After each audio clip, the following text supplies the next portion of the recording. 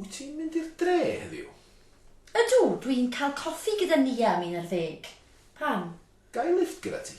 Bydd cyfarfod gyda fi am 9:40 yn y coleg. Dwi eisiau siopa'n gyntaf, felly dwi eisiau gadael y tŷ am 9:45, iawn? Iawn, bydd amser gyda fi i ddarllen y papurau. O, wyt ti'n gallu mynd â Sioned i nofio heno? Faint o'r gloch? 5 o'r gloch. Beth am Siôn fydd gwers gitar gyda fe heno? Bydd am 4:45. Byddai'n gallu mynd â fe a mynd â'r ddau i'r disgo yn yr ysgol erbyn 10 munud i 7. Disgo yn yr ysgol heno? Ie, i godi arian at blant mewn angen.